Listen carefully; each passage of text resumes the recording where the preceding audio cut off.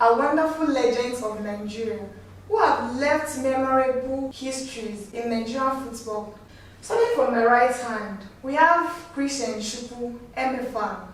He was a Nigerian former football player and former national team coach of Green Eagles, now called Super Eagles. Mr. Christian Chukwu was former captain of Enugu Rangers Football Club. He was also former captain of national team to its first African Nations Cup. Mr. Christian, you're welcome, sir. Thank you very much. Right next to him, we have Dr. Johnny Ebuano. He was a former player of Enugu Rangers International Football. He also played for Hertha Berlin in Germany, where he lived. Dr. Johnny, you're welcome, sir. Thank you very much. Right next to Dr. Johnny, we have Mr. Kenneth Bodman, also known as SKB. He was a Nigerian football former player, Green Eagles, also known as Super Eagles now. An ex-Rangers International Football. Kenneth Bodman graduated from University of San Francisco and Golden Gate University. Currently, he is the president of SKB Executive Business School. Sir, you're welcome, sir. Thank you. Dr. Johnny, can you tell us how you came into Enugu Rangers football clubs and what are the things that contributed into your success? Well, I came into Enugu Rangers Football Club when I returned from overseas after my training in Germany. And it was easy for me to join the Enugu Rangers because they had already been in existence and they have been very, very successful. Everybody wanted me to join Enugu Rangers, and I did so to make my own contributions. It was an already established and famous football club. So all I did was to join them to, assist the team also that has already been having various successes in the African continent. I saw them play some friendly matches with European clubs, and I saw that they had quality. As for regarding success during that period, Rangers was well established. They had a crop of footballers that were very talented and could have played anywhere in Europe because they were very good. And number one thing I observed in that team is that they had discipline, dedication, and they were playing with a spirit of do or die. That is what Rangers is also known for during my time. Rangers has improved. What we have today is not what we used to have at that time, but they are still pulling their weight. Because they are the only club in the first division, well, they have never been relegated since the Nigerian Premier League was established. So they are still very strong. It's just that at the moment, they lack some trophies to back them up. Thank you very much. Okay, so what year was that? I joined Rangers in 1972. Okay. All right, thank you very much, sir. Sir Christian, you've been in Rangers before Kenneth Bodman signed in. Can you tell us your observation in him and what do you think contributed to his success? Well, thank you very much. I think Kenneth Bodman, as you know, and you called him SKB, those days before you enter Rangers, you have to come from school and you have to be monitored and a very good player. Kenneth Bodman was a very good player, disciplined. We did not waste time to introduce him to the team, and he's very disciplined. When he came in, we were having a problem with our right full back position. And when he came in, that position was sealed up, and we don't have the problem anymore. And since then, he seized that position, and we were winning trophies with him. until he left for US. So he's a very good and disciplined person. Okay, in other words, he's also a very diligent person. Of course, dedicated to the game too. Okay. Thank you very much, sir. So, back to you, Dr. Jolisa.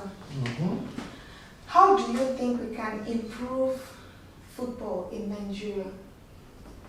Well, that's a big question, and it sort of spans a lot of areas which at the moment is not being well treated.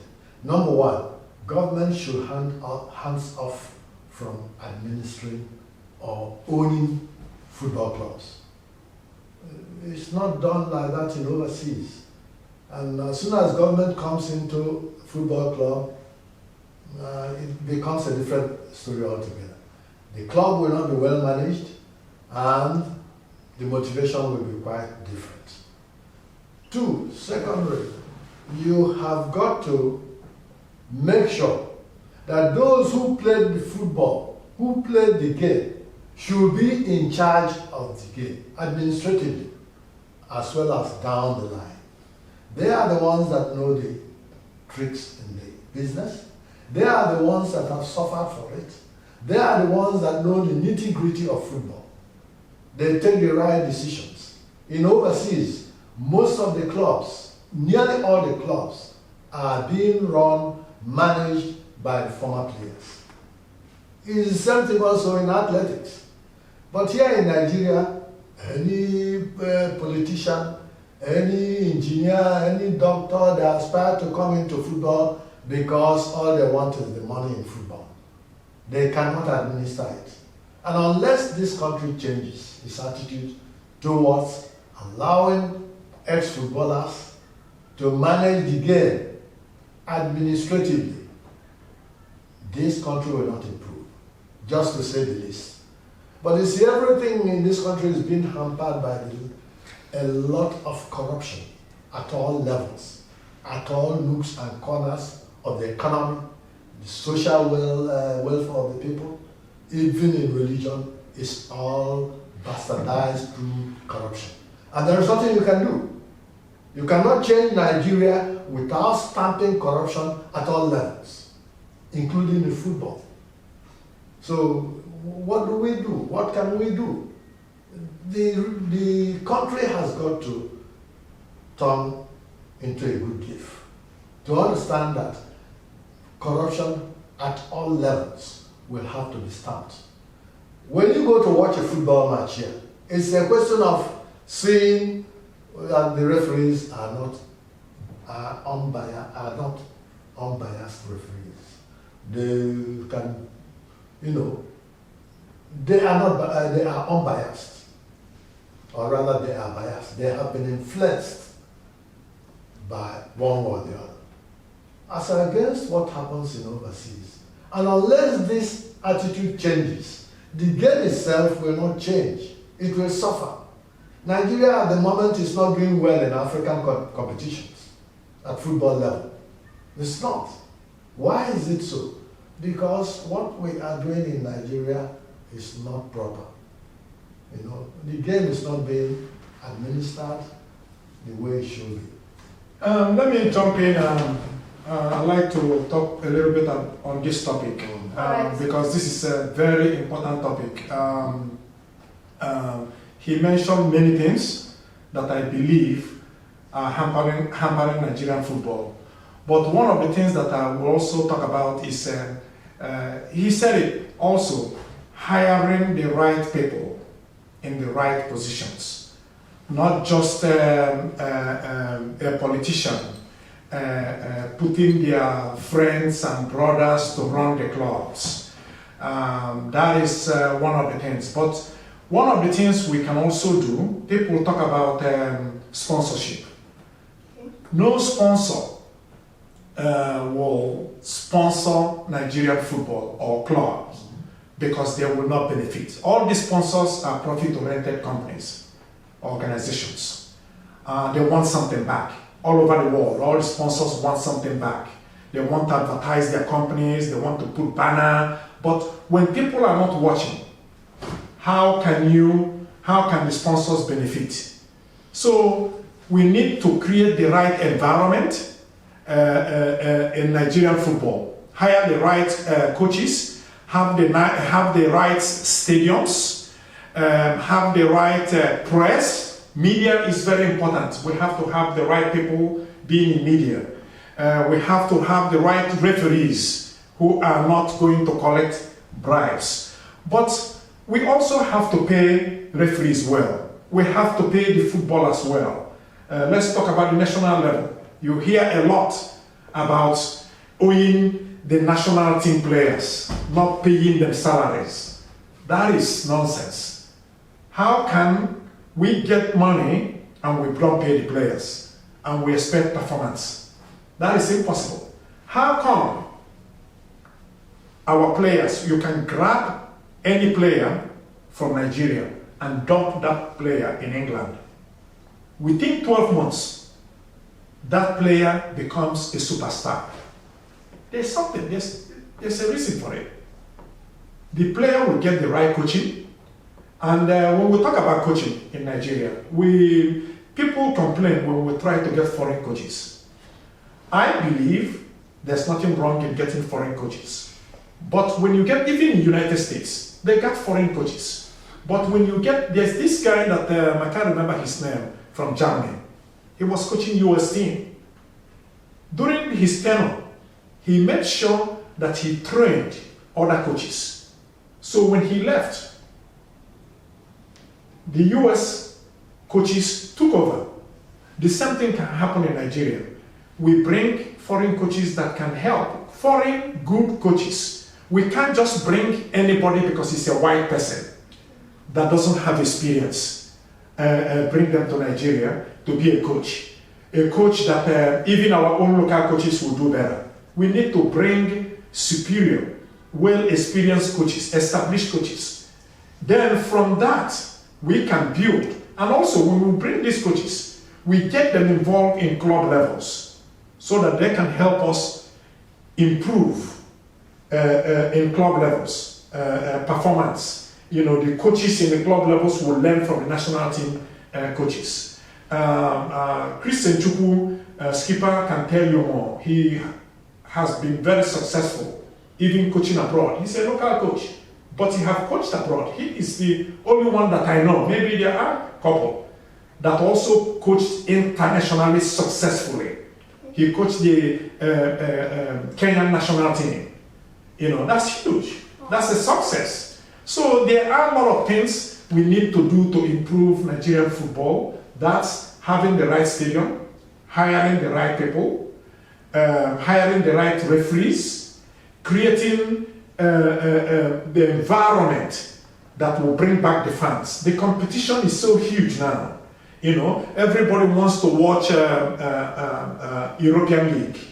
They don't want to watch Nigeria. There's a reason for it. People, there's nothing for them to watch. People don't show up in stadiums. The players are not quality. The coaches, you know, we need to improve at all levels, you know, so that soccer will flourish in Nigeria. We do have the materials. We have the coaches. We have the players. We just need to keep on working on it. Yeah, my brothers and colleagues have said it all. You know, we have a long way to go. I believe that when we are playing amateur football, it was better than now they said we are playing professional football. Because during our days for amateur football, before 12 o'clock, you see all our stadium filled up. And people come to cheer, even though there was no money back then. But you can see the followership is small. I can, after finishing playing, I go to market, you see meat people dashing me meat, these people dashing me this and that, and so on and so forth. But nowadays, the interest is gone. As they said, we have come of age. Government should not sponsor club sizes anymore. Let them do the government job, which they are doing. Let them allow the clubs to be run by communities, as is done in Europe. They buy shares and a rich man can come and take over the club. In Nigeria, yeah, a rich man wants to take over the club, they say, which party is he coming from? If he's not coming from the same party with you, they say, no, they are not giving us, so it's not it. And our football too, what we have is government facilities. Clubs don't have facilities in Nigeria. Clubs have to have facilities. We have to have clubhouse. Now if Rangers is playing and they play finish, I can be able to take my friends to Rangers clubhouse where I belong. Exactly. And entertain them and do everything. We don't have such things. Now Rangers can have a transport system. Rangers can put hand in so many businesses. Sponsorship will come. There's no sponsorship will come when government is running a club, And because of it, the government will come and try to bring in their brothers, their friends, and so on, who doesn't know anything about football, to come and manage the clubs. So we still have a long way to go. I hope now it's not late. We can still do it if we have the right people at the right places. We will achieve our aim and objective of the game. It's a real profit-oriented business. It's not all commerce game. You can see what is happening now. We don't have a calendar. We don't have a program. At Eco Cup, which we used to call Challenge Cup, is where you are champion, you represent Nigeria in the CAF. Now, we are still playing it, and they took another club that was fourth in the league and registered. So what are these people playing for? There's no motivation. So we are not organized. We don't have a program and so on. So the area will have the right people at the right places. You can see our football grows. And as he said, we are also pleading with our journalists. Because if our journalists don't promote our local game, nobody does it for us. But you see our journalists going to promote Chelsea, Barcelona, this, that, which people don't understand. Let me give you an example. You see Commonwealth Games. You see how our people performed. And when they come back, it's Nigeria that performed. It's not Igbo, it's not Yoruba. That is what brings everybody together. Football is what brings everybody together. And we should not allow it to die. Let me stop so far. Yeah, I totally agree with you. This is a sport that bring Nigerians together. And we cannot, like you said, let the sports die. This is something that the people enjoy. A lot of people enjoy football in Nigeria. They can die for football. We cannot let it die. We need to do something about it. I was in Coal City FM, and I said the same thing. I said, we are complaining about things are not being done well. People are not watching. That's why people complain, oh, there's nothing to go and watch Rangers. The quality is not there. Nothing is there for them to watch. And that's the reason why they are watching European leagues. But we have to do it together. We have to work together to make our league successful. We cannot, and we have to protest. We can't just let the same people that are running the clubs or running the game national level and let them continue to do the same thing, and people stay and not complain or not protest. We have to do something about it. If we don't do something about it, it will continue to happen that way. So that is another opinion, another advice that I'm, talking to Nigerians. It's not just complaining. We have to do something about it to make the change at all levels. Okay, so I listened to what each and every one of you said, and I get to understand one of the major points all of you are pointing out is government should step aside. For people that are into it, the former players should be the one to manage football in Nigeria. The government doesn't interfere so much in that side. But the people who are there, none of them play football. None of them knows everything about football. You know, what they're interested is what is coming into football. You can find an NFF, we have a national team, and you hardly find a local player in our national team. You invite about 20, 30 players from abroad. And those local boys, when they move to Europe tomorrow, you find them, they call them to the national team. Why? National team starts from local, from here. Those in abroad is an opportunity for you to go to abroad. It's not that you are the best to be there. Because the local ones here, if you train them well, they are more determined, they are more committed, you know, to the cause of the nation. Those foreign players you call in, come out, they are not committed like the local boys. If they lose match, they are not interested. They go back to their clubs. But local boys, when they lose a match, they cannot walk on the street. You know, people will start shouting on them and so on and so forth. So we need a lot to do about our football. You know, where can we get a coach? He says he's a national coach. And the coach is in his country. Maybe he's in Germany sleeping, resting. He's not watching our local matches. When we have national assignment, he will from there bring the national players from abroad. So what it means is that we are wasting time here.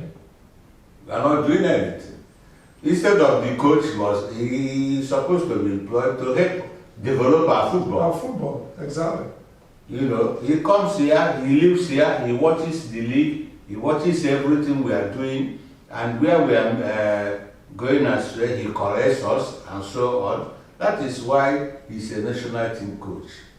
But now, Nigeria, they say the foreign man is in charge of the national team. You know, then they employ another coach, Nigerian coach, that is in charge of a child, local player. What kind of employment is that? What kind of nonsense is that? So we are begging the people on the authority, you know, to do something for our football. You know, you see election is coming, the way election is going, nobody has a chance except your FA chairman, because they are the people who vote. And when the chairman is traveling, he carries all of them to where he's going, and he ties them and says, oh, how can an outsider enter?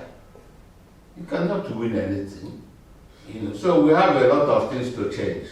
If it is the National Assembly that will change it for us, you know, I cannot now go and say there is a doctor's meeting. I go and be chairman.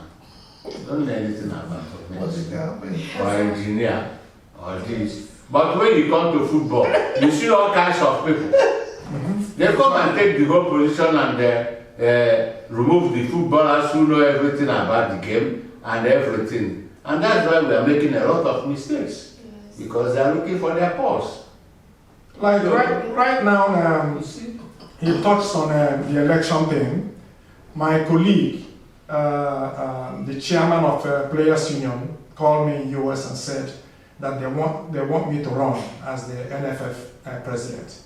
And I said, okay, I can run. But like he said, we have somebody that had been there for over probably about 10 years, and the football, this person had been there for over 10 years, no progress. We didn't qualify for World Cup. There are many things, many tournaments that we have not qualified. And that same person, and Nigerians are crying that we haven't done well, that we need to do well. That same person wants to run again. And like Skipper said, you know, we have mafia-style structure that they already know who will win. We need to open up the race. we need to select people that will be voting, not the same people that have been voting for 30 years. You know, we need to select club owners, chairmen, the press, coaches. We need to form a committee that is comprised of people from different areas within football to be part of the vote, not the same people that have been voting for over 30 years. And that's the reason why our football has been going down and continues to go down. Like I said, we have to do something. We can't continue to talk and do nothing. Yes. And you mentioned one of the best ways to, like protesting. People should protest. Sir Johnny, Dr. Johnny, what way do you think the Nigerian footballers can actually protest for this, for better improvement in Nigerian football? Well, the ex-players actually have a place in this kind of structure where they have to get together, hold a meeting, x-ray what is going on and what is on the ground, and then liaise with the press to let the country know this is the situation, we are not doing well, we are doing well, and this is the way forward.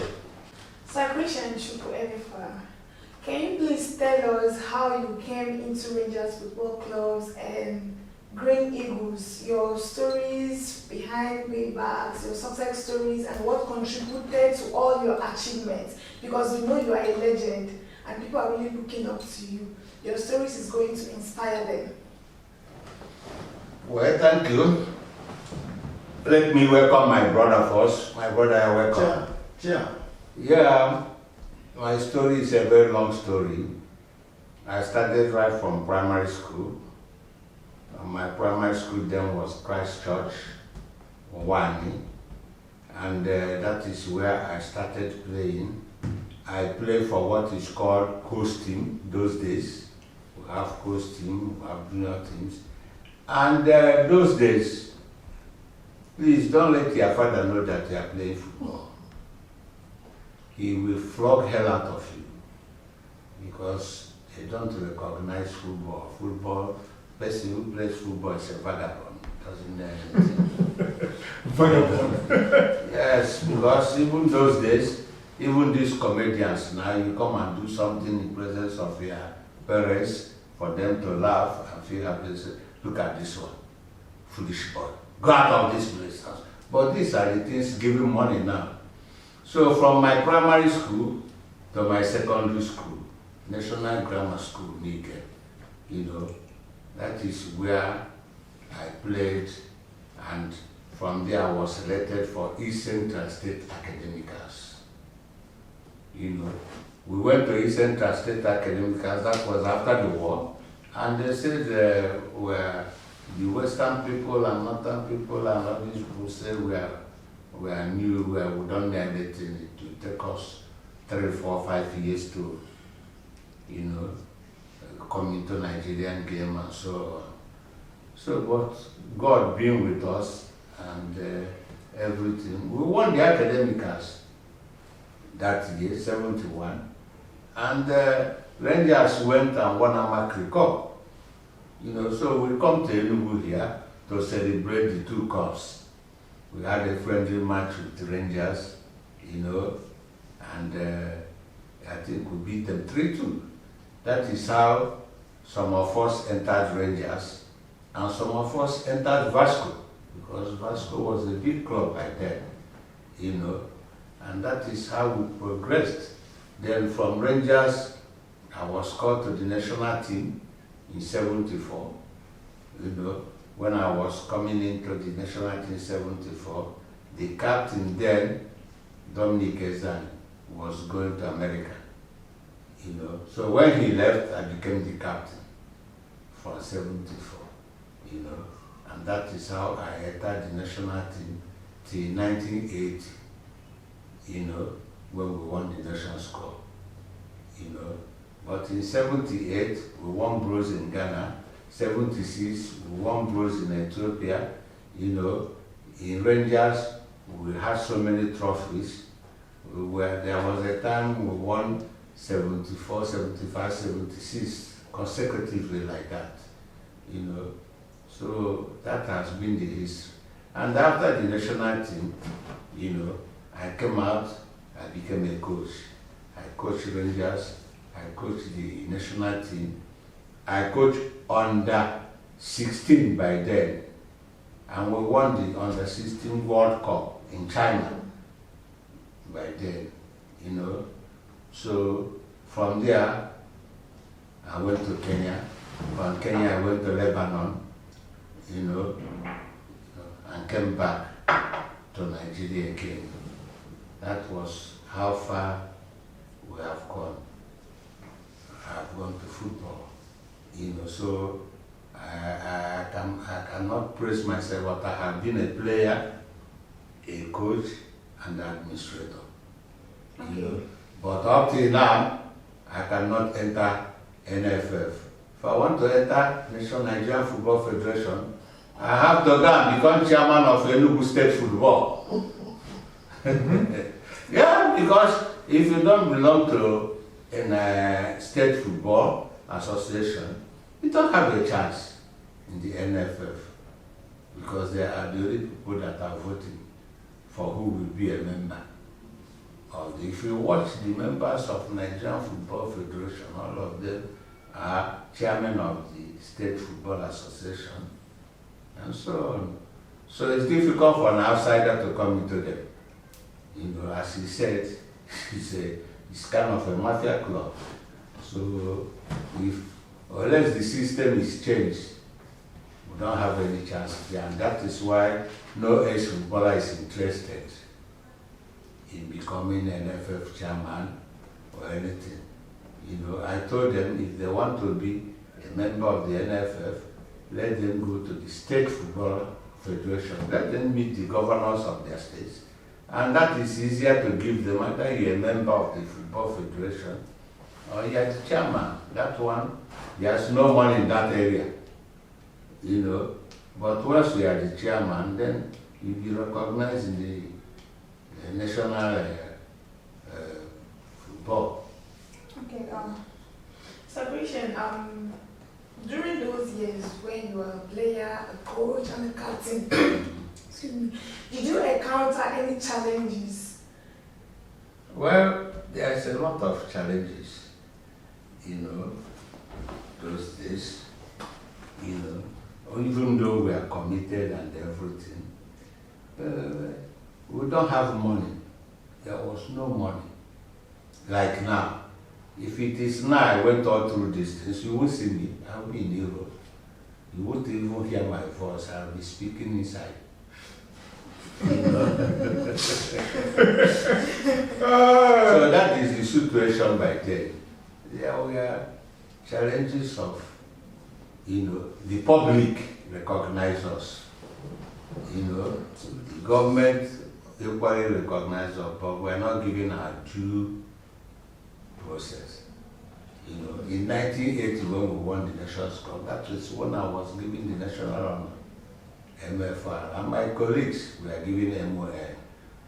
You know. All right, Mr. Bogman, I must comment, it's really been an interactive section. So this question goes to you. What was your experience playing with Sir Christian Chukwu those days? Yeah, very good question. This man, even before I came to Rangers, I used to watch him, and I admired him a lot before I came to Rangers.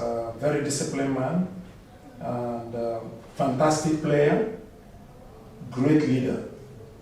And so when I came into Rangers, he was one of those that encouraged myself and Christian Obodo.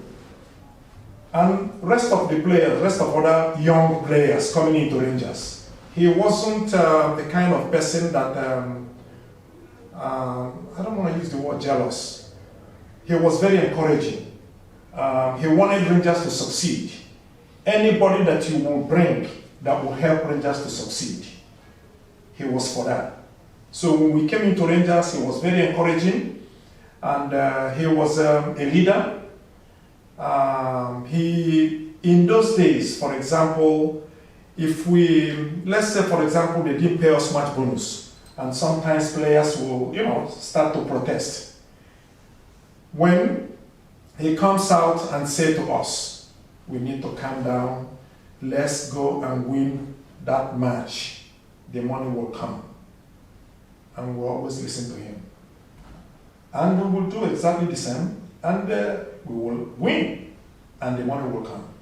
He was very, I talk about him all the time, and because he got something that I haven't seen in any player in Nigeria.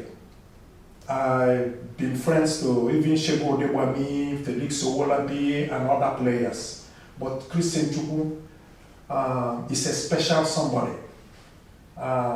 This man supposed to be consultant.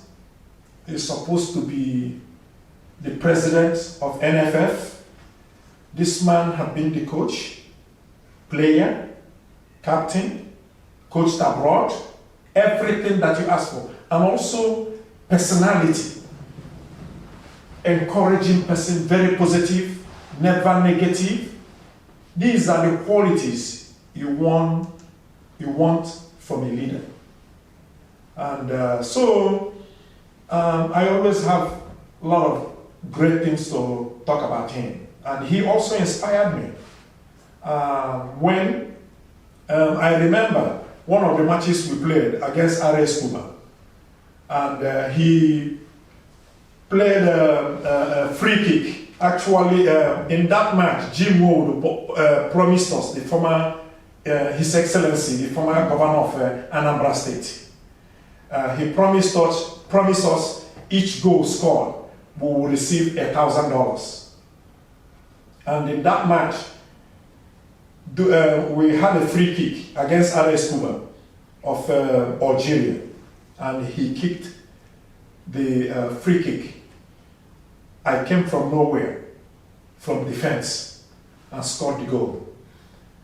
That goal, I will never forget that goal. Playing in defense. Normally, playing in defense, you don't get to score goals. But I was able to do that with his connection, with his free kick. So I always have, a lot of things, a lot of good things, to talk about him. He's a legend, encouraging rest of other teams, even till today, that he retired, but he's always trying to help other ex-players. So I believe that for Nigerian football to succeed, this is the kind of person that, everybody have qualities. You might not have all the qualities, but you might contribute something, like Dr. Johnny Abon. There are a lot of things he can also contribute. There is also former commissioner for sports, Alpha Naji, popularly known as Okiti, who happens to be my good friend. He contributed also for Rangers, he did. So everybody has something to contribute. This man had a lot to contribute to Nigerian football. And it's painful to see how things are going, and they are not consulting him. Recently, Rangers called him to contribute, which I was very happy to hear that just a few days ago. This is the kind of thing we should also receive in the national level, because he got a lot to give back, to the society, to Nigerian football. Thank you. Thank you. Thank you very much, sir. It has really been a wonderful time. It's a pleasure having seated here with these great legends of Nigerian football. Thank you very much for listening. All right. With us here also, we have Mr. Alpha Naji, popularly called Okiti. He was the former commissioner for sports and land in Enugu. He's a very big fan of Rangers International Football Club. So you're welcome. Thank you. Okay, Mr. Nnaji, can you tell us your involvement in Nigerian football? Well, as you well know, every young person, like the chairman, Christian Chuku, said when he was listening to him, every young person at that level loved football. We used to use orange or the one called felele. So everybody, every male, women never participated, but every male in the south, east, or in eastern Nigeria then loved to play football. So immediately after the war, we were young children in the streets in my village at Ugo. So Rangers started. Rangers was formed, and we used to listen to the radio, the commentaries of Enugu Rangers, as they were called then.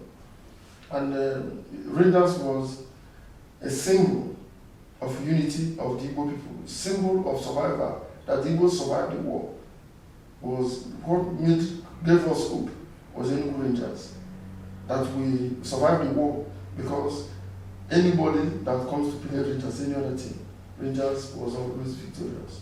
So every young person wanted to see Rangers play. So in 1972 was the first game that I watched Rangers play, and we came all the way from my town, Abugo, in a bus. Stopped at Okunano Boys. That was where the park was. There was no park at Gariki. So we ran from that place in opposite Union Secondary School to the stadium in Obi Road. We ran, all of us, entered the stadium. It was Rangers against Vipers, Vipers of Benin.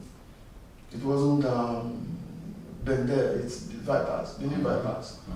So Rangers goalkeeper just left, called Okosieme, Cyril Okosieme, left, and Okana replaced him.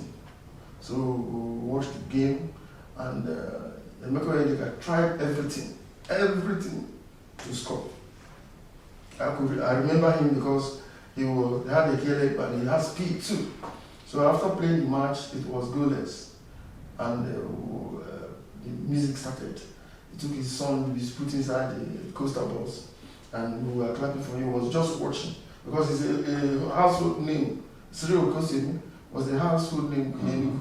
So we were singing Okosieme, so we followed the bus until we couldn't see the bus again, before we started running back to go to the village. If you know the distance, it will amaze you. We know the distance to run from Obi Road to Abba Road to go home to the village at night. When we came back, I said, where did you go to? Where are you coming from? Nobody knew that we had gone to the stadium to watch ball. So from there, I developed the love. From there, I go to wherever Rangers is training, wherever they are playing a match in Enugu. When I went to secondary school, I go to wherever they are playing match in Nigeria. So almost all the ball Rangers played, I watched them, these legends. I'm not a footballer, I didn't play, but I was a supporter.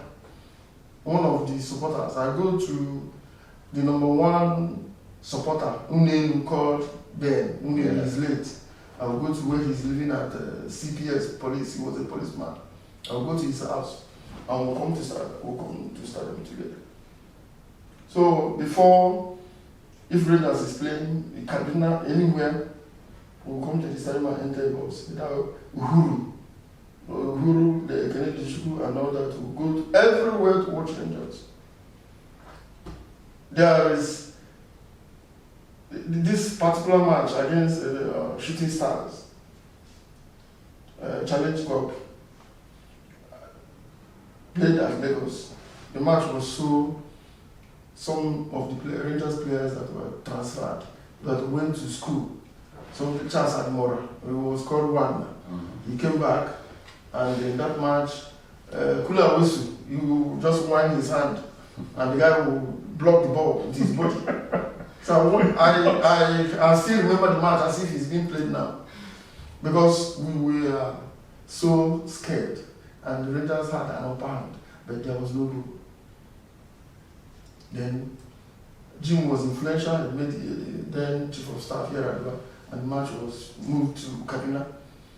Before we got to Kaduna, it was 12 midnight with the supporters, with our music, everything. So when we came to the stadium, there was somebody called Afamo Okodide. You would remember. So, late now. yes, because this thing I'm telling you now, they can't tell you because they are the actors who are observers. Yes. So we came to the place, he said, no, we can't stay at the stadium, Ahmed Bello Stadium. That Yoruba people have taken over there. There was one old man, I can't remember his name. I wasn't a player then. You were not. You were not. I went to Kaduna. I went to the same Kaduna. Yes, I paid for you. So, as we said, no, we don't want any problem. We don't want to fight. So we went to a primary school by the stadium.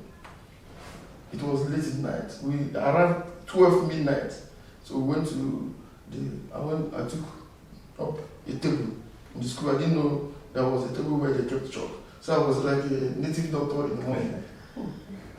So nowhere to take bath. We just cleaned the chalk. People helped me clean. We looked for somewhere where people were selling gari.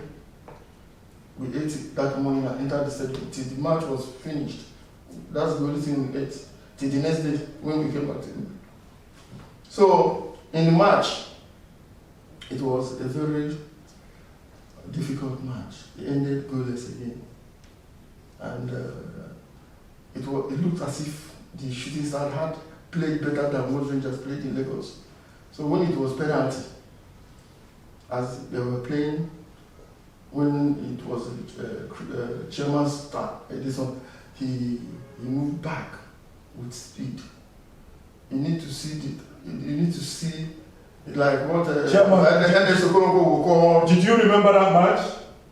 Yeah, of course. It was penalty. It ended the penalties. It ended the penalties. It was Cup Winners' Cup. Yes, Cup Winners' Cup. The speed that used in playing the penalty, they didn't see the ball. But when the problem came was Gabu's penalty. He kept it and stood by it. I started crying. I said, this could move back.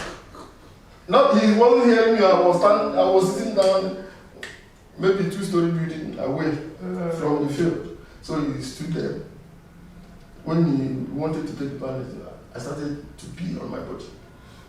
For real. You need to understand the love, the passion.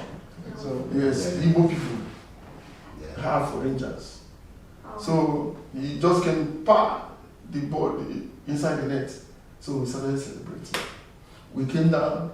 When Rangers now entered the bus, a luxurious bus, we were singing from stadium to a hotel called Rendezvous, owned by L.U. Nigerian. I came into the hotel and saw the owner. So I said, maybe this man is bearing Nigeria like me. He will be from my place. I said he's from Owerri. Yeah. So I didn't make any effort to go and see him. Because I'm not eating.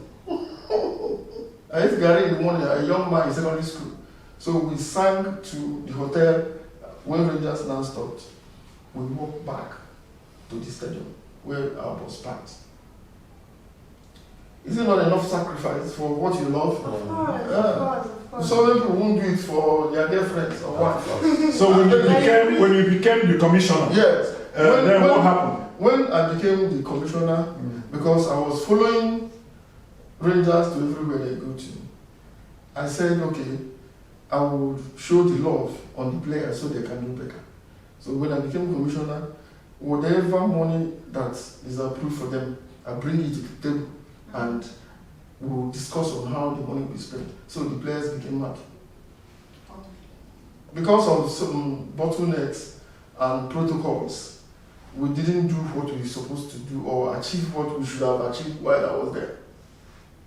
But I showed the players enough love. Bought vehicles, they were using Mercedes cars, and they were calling them Enugu Asna because of the cars they were using. So we tried, we moved for some years. Rangers has not gone for international match. We moved away from Nigeria, started playing African Cup, went to so many places in also the same love I have for them made me to do enough to be able to follow them also and go and watch match so many African countries. Okay, so being a very huge fan of Rangers Football Club, so what would you say comparing Rangers then and the present Rangers? A lot of things from Rangers of old. Rangers of old play against the referee, even the referee. Rangers of old. When somebody say I play for or this person played for Rangers, I say, is it the Rangers of old or the current Rangers? Because Rangers of old, I wasn't a manager then. I wasn't a commissioner. Rangers of old may have stopped after these people that should have stayed so that we carried the remaining cups, left Rangers and went abroad to US. This one here, SKB. Who is this one? This one. So he went, then all our crop of our best players left Rangers, and they continued to manage. Rangers of old were people that loved Rangers with passion. When Rangers loses a match, some of them will cry, like Kenneth Boardman. He doesn't like defeat. That's true. He doesn't like defeat. Christian Obodo will have sores on his feet and tied bandage. After tying it, he'll put boots on it and kick it on something and just jump. And when he's playing, you will think he has no injury, but he can't walk after playing. When he comes back and removes boots, pains. That was passion, and they got nothing for doing that.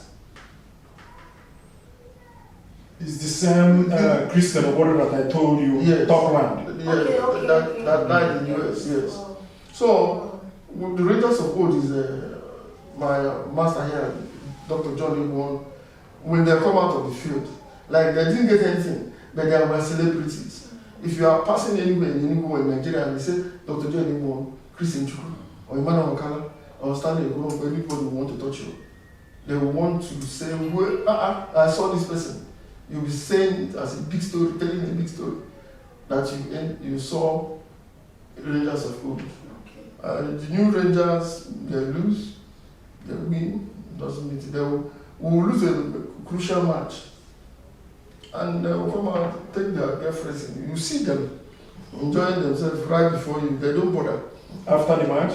You mean after the match? Oh, there's something wrong with that. No. After the match, you can have fun and enjoy your girlfriend. No. And your family. What's wrong with that? Okay, let me tell you. Because I used to cry. Yeah. I still will go ahead and take my girlfriend out. Your name of your girlfriend was one. And so he does. When Rangers are playing, telling the guy, don't worry, after this match. And if you've forgotten yourself, there was commitment. Yes. There was a serious commitment. Not that somebody cannot do what he wants to do at the back, but some people devoted everything about themselves to play for Rangers. It's no longer like that, but a lot of things has come back. Even human beings in Nigeria now are made in China. Even human beings, the way we talk, the way we think, people are angry because things are not the way it's supposed to be. Imagine that no legend in Nigeria is involved in Nigerian football. That's why we're not going anywhere. That's what I'm saying. The legends, the people that know what they should do, will never near them. And it's not just that. How about analysts, TV, watch ex-players in other countries? They're involved, not just the Nigerian Football Association or British FA or whatever, but analysts. When you go to television stations, 90% of those people played. Yes. I was just telling 99%. Yes. Yeah. How come when you invite Christian Chukwu or Johnny Mbonu or Kenneth Boardman or every Friday, let's say that show, involving for 30 minutes, talk about football. Man, a lot of people will be watching. A lot of people will be calling in. How come you guys are not doing that? You see, they need to involve ex-internationals not only in management, analysts. Yes. You see, so I don't understand, is it the players' issue? People will talk about education.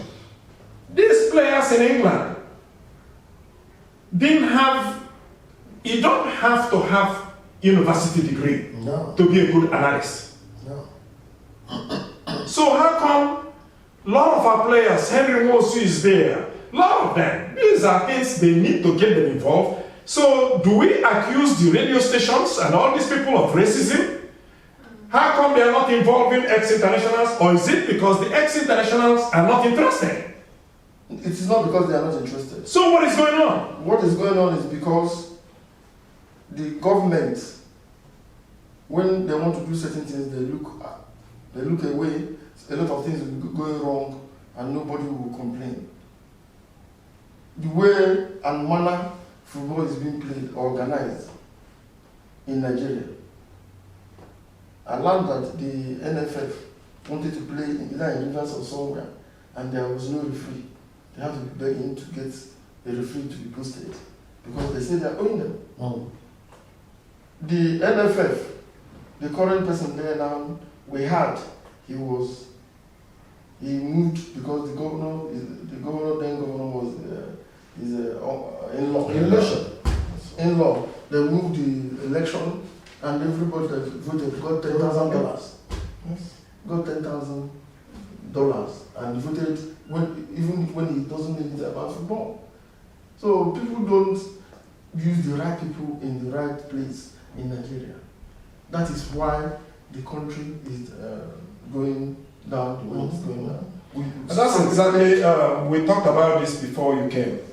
You know, so what do we do about it? Are we going to continue to complain and criticize and do nothing? That's exactly what I told them in a Coal City FM. I said, are we going to continue to complain and do nothing? We pray that things will change. Prayers. Yes, I believe in God.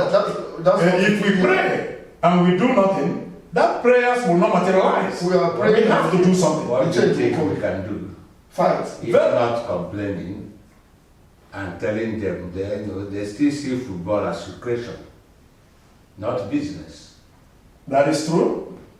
So what can we do than what we are doing now? Telling them our observations and how we can go through it and so on. I think we need to do more. I think we need to speak out more.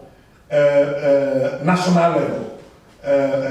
Like I just mentioned, I just going to be blunt. I've been with NTA, I've been interviewed in NTA many times since my career. And they called me the other day, and the guy told me that, when I'm talking in the network, that I have to say nice things about other things, then, not just criticizing the process. I said, you're not going to tell me what to say. This is the first time I'm being interviewed by NTA agent telling me what I should say. That have this come to this level? Yes, you want me to say what you want me? I'm the wrong person. I will not appear in that network.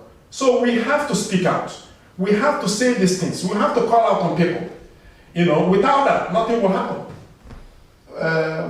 There's one man called Nduka Obiebana. He has this day newspaper and Arise Television. If you are able to get their contact, you say anything you want to say, they will aid live, unedited. The other people, because of who are at the top, if you say anything against Diko, Shehu Diko, and all these people, Ahmad Jupinib, that's the end, they won't aid. So that's why I said with time, Nigeria will change. We need the change. And unfortunately, we will be here during the election. Otherwise, I would have asked you whether you're obedient. So, but I agree in most of the things you people are saying, but where we have to start from grassroots. You know, we ex-footballers are looking only on top, to be on top, to be on top.